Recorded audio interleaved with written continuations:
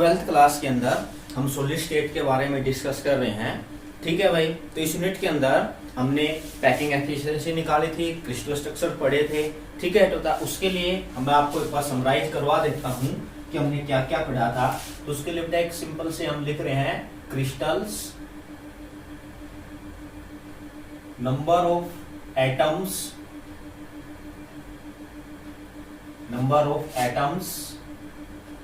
Sorry बेटा, relationship between R and A, फिर बेटा पैकिंग एफिशिएंसी बोल सकते हो आप, या पैकिंग फ्रैक्शन, और एम्प्टी स्पेस।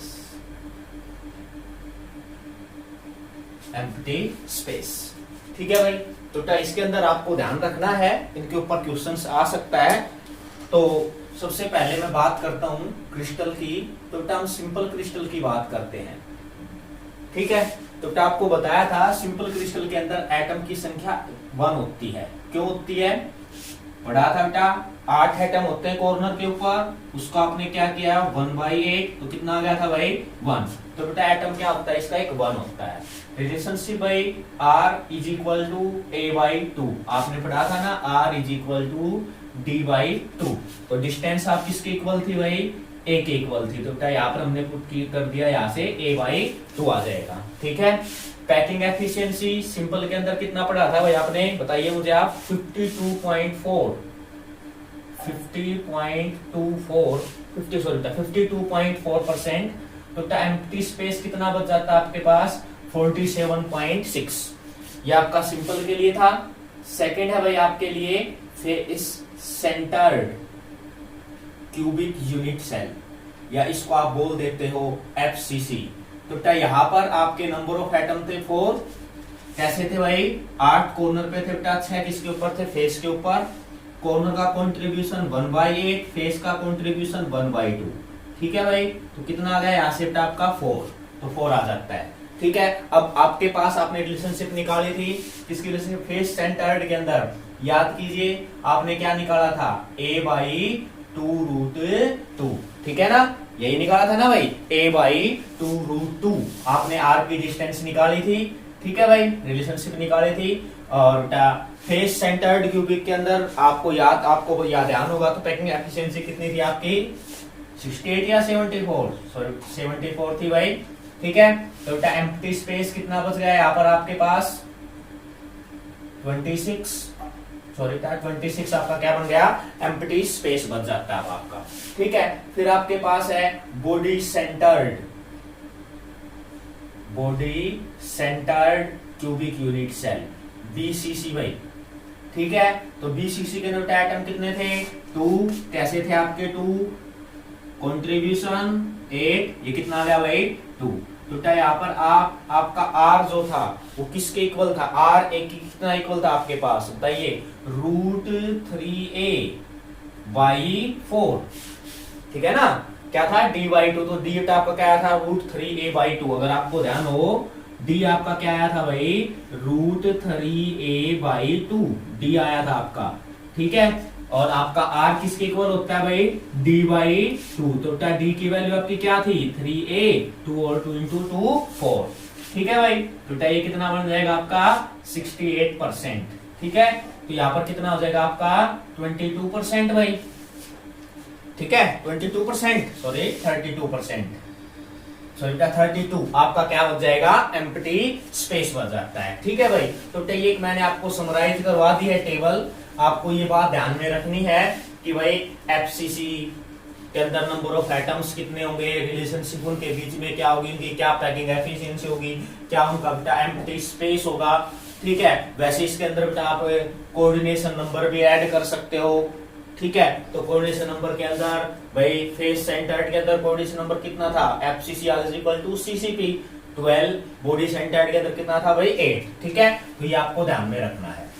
चलिए अब हम नेक्स्ट टॉपिक की स्टार्ट करते हैं अपना। ये तो हम कर चुके हैं पहले, इसको हमने सिर्फ समराइज किया है भाई। तो नेक्स्ट हमारे पास जो टॉपिक है, इंटरेस्टिंग टॉपिक है, इम्परफेक्शन।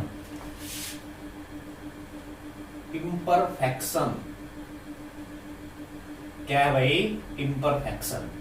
तो देखिए बेटा हम बात कर रहे हैं सॉलिड की, तो सॉलिड का हमें पता है, हम पढ़ते आए हैं डेफिनेट शेप है और डेफिनेट वॉल्यूम है, ठीक है। अब डेफिनेट शेप है तो इसका मतलब उसका जो अरेंजमेंट है कांस्टेंट पार्टिकल्स का वो एक रेगुलर अरेंजमेंट है, ठीक है। लेकिन अगर उसके अंदर इर्रेगुलरिटी आ जाती है, ठीक है ना, क्या आ जाती है, इर्रेगुलरिटी, इर्रेगुलरिटी या फिर कोई डेविएशन आ जाता है या डिपार्चर हो जाता है भाई, ठीक है, किसके अंदर, एक परफेक्टली ऑर्डर अरेंजमेंट के अंदर, तो उसको हम क्या बोलेंगे, इम्परफेक्शन बोलेंगे। इसको हम डिफेक्ट भी बोल देते हैं, ठीक है भाई, क्या बोल देते हैं, डिफेक्ट। क्या कि भाई एक रेगुलर ऑर्डर अरेंजमेंट है पार्टिकल्स का, उसके अंदर कुछ कमी आई है, उसको हम क्या बोलेंगे भाई, इम्परफेक्शन या फिर डिफेक्ट बोलेंगे हम, ठीक है भाई। अब डिफेक्ट जो होता है मेनली, जो डिफेक्ट होता है वो दो प्रकार का होता है भाई। डिफेक्ट जो होता है वो दो प्रकार का होता है, एक हमारे पास होता है भाई पॉइंट डिफेक्ट और एक होता है भाई लाइन डिफेक्ट, ठीक है। देखिए बेटा नाम से पता चल रहा है, किसी भी पॉइंट के पास, एनी पॉइंट या कोई एटम हो, अगर वहां पर किसी एक पॉइंट पे या किसी एक एटम पे आपको कमी दिखाई दे जाती है, ठीक है, या इरेगुलरिटी आ जाती है, उसको आप क्या बोलोगे, पॉइंट डिफेक्ट। इसके लिए बेटा मैं एक बार रफली डायग्राम ड्रा कर रहा हूं। जैसे मान लीजिए ये बेटा हमारे पास है ए बी और बी, ये बेटा आपका एक क्रिस्टल है, ठीक है। और ये यहां पर देखिए एक पॉइंट यहां से मिस हो चुका है, कौन सा पॉइंट, ए पॉइंट यहां से मिस हो चुका है, तो इसको हम क्या बोलेंगे भाई, ये आपका पॉइंट डिफेक्ट है। क्या है भाई, ये आपका पॉइंट डिफेक्ट है, इसको हम क्या बोलेंगे भाई, पॉइंट डिफेक्ट। लाइन डिफेक्ट नाम से पता चल रहा है बेटा, जब एक पूरी line entire row of lattice points, कोई भी लैटिक पॉइंट्स है बेटा, उसकी पूरी की पूरी रो कैंसिल आउट हो जाती है। जैसे मान लीजिए ए बी, ठीक है भाई, बी ए और बी है, ठीक है भाई, फिर यहाँ पर आपके पास ए बी ए है भाई, फिर आपके पास बी ए और बी है, ये कांस्टेंट पार्टिकल्स है। ये बेटा पूरी की पूरी रो आपके पास क्या हो जाए, यहां से पे कोई कमी आ जाए, तो इसको आप क्या बोलोगे भाई, लाइन डिफेक्ट। क्या होता है भाई, ये आपका एक लाइन डिफेक्ट होता है, ठीक है। तो ये आपको ध्यान में रखना है कि भाई क्या इम्परफेक्शन जो होता है वो दो प्रकार का होता है, एक होता है आपका पॉइंट डिफेक्ट और एक आपका क्या होता है, लाइन डिफेक्ट, ठीक है। पॉइंट डिफेक्ट, किसी पॉइंट के ऊपर अगर कमी आ जाती है तो वो हो जाएगा आपका पॉइंट डिफेक्ट, अगर किसी लाइन के ऊपर कमी आ जाती है तो वो आपका क्या हो जाएगा भाई, लाइन डिफेक्ट, ठीक है भाई। तो ये बात आपको ध्यान में रखनी। तो बेटा जनरली जो होता है वो पॉइंट डिफेक्ट होता है। तो बेटा अब हम डिस्कस करेंगे पॉइंट डिफेक्ट के बारे में, ठीक है भाई। किसके बारे में डिस्कस करोगे आप, पॉइंट डिफेक्ट के बारे में। तो बेटा पॉइंट डिफेक्ट तीन प्रकार का होता है, stoichiometric defect, non stoichiometric defect और इम्प्योरिटी डिफेक्ट, ठीक है बेटा। तीन प्रकार का होता है point defect, stoichiometric defect, non stoichiometric defect और इम्प्योरिटी डिफेक्ट, ठीक है भाई। अब बेटा हम सबसे पहले डिस्कस करते हैं स्टिक्योमेट्रिक डिफेक्ट के बारे में। क्या होता है स्टिक्योमेट्रिक, जिसकी स्टिक्योमेट्री डिस्टर्ब्ड ना हो, डोंट डिस्टर्ब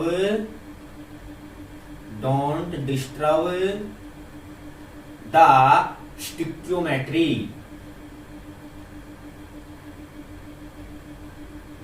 ठीक है भाई। अब क्या होती है स्टिक्योमेट्री, आपको पता है स्टिक्योमेट्री कोफिशिएंट के बारे में कि आप एक रिएक्शन लिखे उसके क्या होते हैं स्टिक्योमेट्री। तो यहाँ पर सिंपल सी या डायरेक्ट बात करने का मतलब क्या है कि भाई वहां पर उसकी इक्वल नंबर, मतलब स्टिक्योमेट्री अगर एक ए एलिमेंट निकल रहा है तो एक बी एलिमेंट ही निकले। भाई मान लीजिए यहाँ पे बेटा NaCl है, ठीक है, मान लीजिए मैंने बना दिया यहाँ पर एक सिंपल स्ट्रक्चर बना रहे हैं बेटा, Na positive Cl negative Na positive, ये बेटा Cl नेगेटिव, ये आपका Na पॉजिटिव है, ये Cl नेगेटिव हो जाएगा, ठीक है, Na पॉजिटिव और Cl नेगेटिव वही Na positive, Cl negative Na positive और Cl नेगेटिव, ये आपके पास है। तो बेटा यहां पर कहने का मतलब क्या है कि अगर एक कैटायन एक ए मोलिक्यूल निकल रहा है तो उसके साथ साथ एक बी मोलिक्यूल भी निकलना चाहिए। ये नहीं कि ए तो 2 मोलिक्यूल निकल गए आपके और बी आपका एक निकला है, ठीक है। तो क्या है यहां पे आपको स्टिक्योमेट्री इक्वल रखनी है। मतलब कहने का मेरा क्या है कि आप जो भी कंपाउंड ले रहे हो, सिंपल सी बात है बेटा, आयनिक सॉलिड होंगे, आयन्स होंगे उनके बीच में, ठीक है, सॉल्यूशन के भी उनके पास आयन्स होंगे, ठीक है। तो आपको आयन की संख्या क्या रखनी है, इक्वल रखनी है, तभी तो वो होगी ना। अगर मान लीजिए वो नॉन पोलर भी है तो वहां पर आपको उनकी संख्या इक्वल रखनी है, ठीक है। भाई नॉन पोलर है, मान लीजिए जैसे मान लें H2 है, N2 है, नॉन पोलर है, ये नहीं कि वो नहीं दिखाएंगे इंपरफेक्शन, वो भी इंपरफेक्शन दिखाएंगे, ठीक है। लेकिन डिफरेंस क्या होगा, वहां पर हमें उन मॉलिक्यूल्स की संख्या इक्वल रखनी होगी कि भाई हमने 2 मॉलिक्यूल्स को रिमूव कर दिया, 4 को रिमूव कर दिया, ठीक है ना। तो ये आपको ध्यान में रखना है, हमें इवन नंबर में उनको काउंटेबल रखना है, ठीक है ना भाई। तो स्टिक्योमेट्री फैक्ट क्या है भाई, जिसके अंदर स्टिक्योमेट्री डिस्टर्ब ना हो, ठीक है। तो क्या इसके लिए हमारे पास, इसके लिए इन्होंने इसको 3 पार्ट में और डिवाइड किया फर्दर, इसको भाई स्टिक्योमेट्रिक डिफेक्ट को इस कितने पार्ट में डिवाइड किया, फर्दर पार्ट में डिवाइड किया। अब देखिए बेटा पहले हम पढ़ लेते हैं फॉर नॉन पोलर सॉलिड। भाई हम पढ़ चुके हैं पहले सॉलिड्स के बारे में, हमने बेटा classification of crystalline solid discuss किया था। तो उसके अंदर हमने उसको 4 पार्ट में डिवाइड किया था भाई, आयनिक solid, molecular solid, covalent solid और मेटालिक सॉलिड्स, ठीक है। अब मेटालिक सॉलिड्स में भी आयन है, मेटल है, आयन है, इलेक्ट्रॉन है, आयनिक सॉलिड में भी आयन है, ठीक है। बात आ जाती है बेटा पोलर की, सॉरी मोलिकुलर सॉलिड्स की, ठीक है। तो वहां पर आपके पास आयंस नहीं है, तो कहता है कि भाई नॉन पोलर जो आपके पास सॉलिड्स हैं उनके लिए हम स्टिक्योमेट्री को अपनाएंगे। तो कैसे अपनाएंगे, तो बेटा इसके बेस पे उन्होंने इनको 2 पार्ट में डिवाइड किया, ठीक है भाई। एक हुआ बेटा वैकेंसी डिफेक्ट, ठीक है। क्या हुआ भाई, वैकेंसी डिफेक्ट। एक बेटा हुआ इंटरस्टिशियल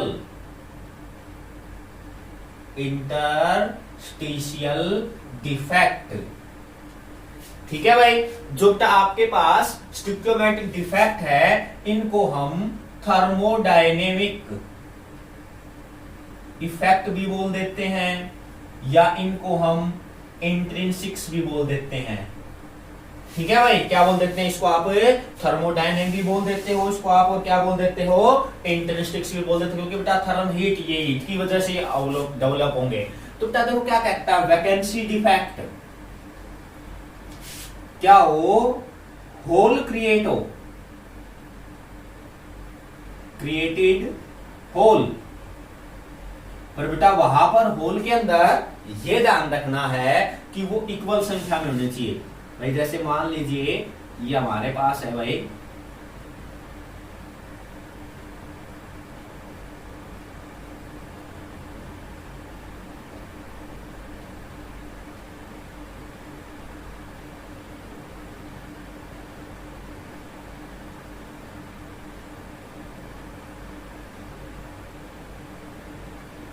ठीक है ना बेटा। तो क्या कहता है कि वैकेंसी डिफेक्ट, भाई इक्वल नंबर में नॉन पोलर मॉलिक्यूल क्या हो, वैकेंट हो। यहां पर देखिए ये आपका क्या होगा भाई, वैकेंट हो चुका है बेटा, ये भी आपका क्या हो चुका है, यहां पर वैकेंट हो चुका है, ठीक है। तो इसको आप क्या बोलते हो, वैकेंसी डिफेक्ट, ठीक है भाई, क्या बोलते हो इसको आप, वैकेंसी डिफेक्ट। इसको आप क्या बोलोगे भाई, वैकेंसी डिफेक्ट बोलोगे इसके अंदर आप। और बेटा इसके अंदर डेंसिटी जो होती है वो क्या होती है भाई, इंक्रीज होती है आपकी, ठीक है ना। डेंसिटी बताइए आप, इंक्रीज या डिक्रीज। डेंसिटी जो होती है बेटा वो आपकी डिक्रीज होती है। डेंसिटी क्यों डिक्रीज होती है, क्योंकि बेटा density is equal to mass by volume. अब देखिए बेटा मास तो कम हो चुका है लेकिन वॉल्यूम यहां पर कम नहीं हुआ, वॉल्यूम तो वही है उतना का उतना, ठीक है। तो इसीलिए यहां पर डेंसिटी क्या हो जाएगी आपकी, डिक्रीज हो जाएगी भाई, ठीक है। तो बेटा ये आपको ध्यान में रखना है। अब आगे बेटा हम बात करते हैं इंटरस्टिशियल डिफेक्ट की। तो बेटा अगर मॉलिक्यूल इंटरस्टिशियल साइट्स पे जा रहे हैं,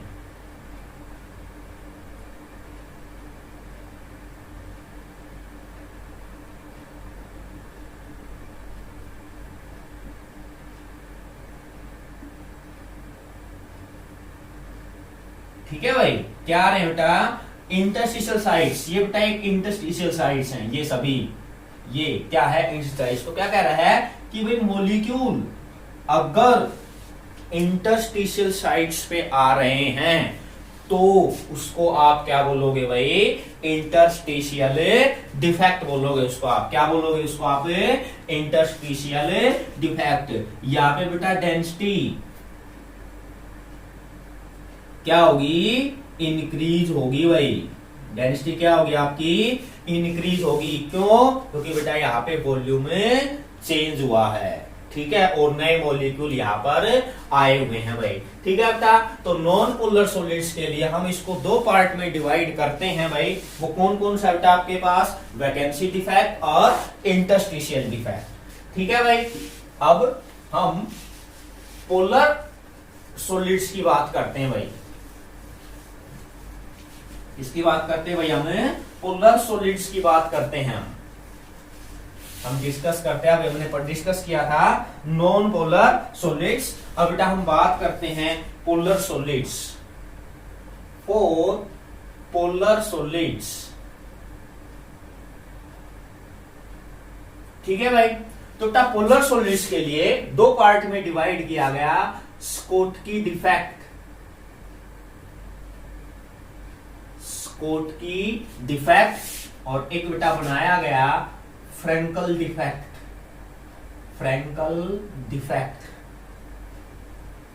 ठीक है भाई। चलिए बेटा डिस्कस करते हैं। है equal number of missing of equal number of cations and anions to maintain electrical neutrality, ठीक है भाई। क्या कहता है कि इसके लिए आपको क्या करना पड़ेगा, इलेक्ट्रिकल न्यूट्रलिटी को क्या करना पड़ेगा भाई, मेंटेन करना पड़ेगा, ठीक है। तो अगर इक्वल नंबर ऑफ कैटायंस और एनायंस आपके बेटा मिस होते हैं क्रिस्टलेटिक के अंदर से, तो उसको आप क्या बोल दोगे, स्कोटकी डिफेक्ट। फॉर एग्जांपल बेटा हम ये बना रहे हैं यहां पर A plus B minus by A plus B minus A plus. बेटा इसको बनाते वक्त आपको ध्यान रखना है, आपको क्रिस्टल का एक कंपाउंड का अरेंजमेंट फिक्स रखना है। ये नहीं यहां पर भी आप A प्लस लिख दोगे, तो आपको ध्यान रखना है कि भाई A के साथ B ही आएगा, नेगेटिव में तो इधर भी B आएगा, ठीक है। तो क्या हो जाएगा भाई, B माइनस A प्लस भाई, ठीक है बेटा। B नेगेटिव A पॉजिटिव और B आपके पास क्या हो जाएगा, नेगेटिव, ठीक है। A पॉजिटिव B नेगेटिव भाई, A पॉजिटिव टा B नेगेटिव A पॉजिटिव, ठीक है। ऐसे करके आपको एक स्ट्रक्चर बनाना है। ये बेटा ध्यान रखना है, आपको उसकी ज्योमेट्री डिस्टर्ब नहीं करनी है। ज्योमेट्री डिस्टर्ब का मतलब क्या है कि बेटा एक कैटायन के साथ एनायन आएगा, ये नहीं आप एनायन के साथ एनायन को ऐड कर दो या कैटायन के साथ कैटायन को ऐड कर दो। अब देखो क्या कह रहा है, equal number of cation and anion, तो तब मैं एक कैटायन को रिलीज कर देता हूं यहां से, यहाँ पे मैं होल बना देता हूं भाई, ठीक है, और यहां से मैं एक एनायन को रिलीज कर देता हूं, यहां पे होल बना देता हूं, ठीक है। तो ये आपका क्या हो जाएगा भाई, स्कोटकी डिफेक्ट, और ये उन आयंस के बीच में होगा जिनकी इलेक्ट्रोनेगेटिविटी इक्वल है, सॉरी बेटा इलेक्ट्रोनेगेटिविटी में डिफरेंस है, ठीक है, साइज के बीच में डिफरेंस है, थोड़ा नियरली इक्वल टू है एक दूसरे के साथ, जैसे मान लीजिए NaCl है, KCl है, ठीक है। तो बेटा एग्जांपल्स जो है आपके पास, एग्जांपल्स जो हैं वो है बेटा आपके पास NaCl, KCl, AgBr, ठीक है भाई।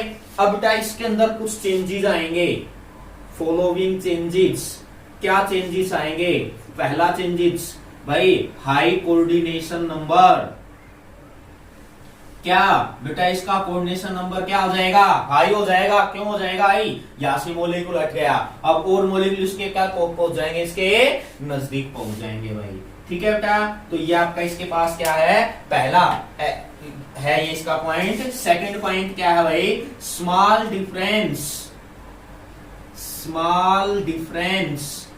In the size of cations and anions, ठीक है भाई। क्या है, स्मॉल डिफरेंस आ जाता है, किसके बीच में स्मॉल डिफरेंस आ जाएगा, कैटायन और एनायन के साइज में। वहां पे बेटा कैटायन की संख्या ज्यादा थी, अब कैटायन की संख्या कम हो गई, एनायन की संख्या भी ज्यादा थी, एनायन की संख्या भी कम हुई, एक एक कम हुआ, मान लीजिए 12 आपके Na थे, 12 आपके Cl नेगेटिव थे, तो एक एक कम हुआ 11, इसका मतलब उनके स्मॉल डिफरेंस हुआ साइज के अंदर। थर्ड बेटा यहाँ पर डेंसिटी जो होती है वो क्या होती है, डिक्रीज, ये एज लाइक वैकेंसी डिफेक्ट है, Schottky defect as like vacancy defect, Schottky defect जो है वो बेटा वैकेंसी डिफेक्ट की तरह ही है, ठीक है। और फ्रैंकल डिफेक्ट जो है बेटा वो है combination of vacancy defect and interstitial sites. यहां पे क्या कहता है, an ion missing from the lattice site and occupying an interstitial site, occupy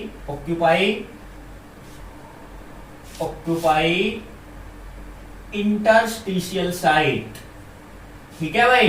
क्या कहता है बेटा, एक आयन, अब आयन मिस कौन सा होगा, कैटायन या एनायन, कैटायन, क्यों, कैटायन का साइज एनायन से स्मॉलर होता है, ठीक है बेटा। इस वजह से इसको हम डिसलोकेशन डिफेक्ट भी बोल देते हैं, ध्यान रखना बेटा, ये आपको क्या बोल देते हो, डिसलोकेशन डिफेक्ट, ठीक है। तो इसके लिए हम डायग्राम बना रहे हैं बेटा, जैसे इसके अंदर बनाया हमने बेटा A+, B-, A positive, B negative, A positive, B negative, A positive, ठीक है भाई, B negative, A positive, B negative, ठीक है, आपको ध्यान में रखना है ये बेटा, A पॉजिटिव, B नेगेटिव, ये आपका A पॉजिटिव हो जाएगा, ये B नेगेटिव और ये आपका A पॉजिटिव, ठीक है। अब क्या कहता है कि एक कैटायन, ये कैटायन है ना भाई, ये कैटायन क्या कहता है, रिलीज हुआ और कहां पर चला गया भाई, इंटरस्टिशियल साइट के ऊपर, ठीक है। तो इसको आप क्या बोलोगे, फ्रैंकल डिफेक्ट बोलोगे, ठीक है। इनके बीच में जिसके एनएन के साइज में डिफरेंस ज्यादा होता है, AgBr, ZnS, AgCl, AgI, ETC, ये है भाई, ठीक है बेटा। चेंजेस क्या आते हैं, ये इसका अपोजिट है भाई, इसका बेटा हाई कोऑर्डिनेशन नंबर है तो इसका क्या हो जाएगा, small coordination number, high difference in the size of cations and anions, ठीक है। डेंसिटी रिमेन सेम, कि बेटा ना तो आपका मॉलिक्यूल रिलीज हुआ है ना ही कोई नया मॉलिक्यूल आया, तो बेटा डेंसिटी सेम रहेगी। एक बेटा एक्सेप्शन है क्या, AgBr ऐसा कंपाउंड है जो बेटा स्कॉट की डिफेक्ट भी दिखाता है और फ्रैंकल डिफेक्ट भी दिखाता है। तो बेटा ये कुछ डिफेक्ट्स है, अभी हमने सिर्फ स्टोइकियोमेट्रिक डिफेक्ट्स के बारे में डिस्कस किया है। इसके अंदर आपको क्या करना बेटा, इनको पढ़ना है और आपके लिए होमवर्क यही है कि आपको इन दोनों के बीच में डिफरेंस लिखना है 3 या 4 पॉइंट के अंदर।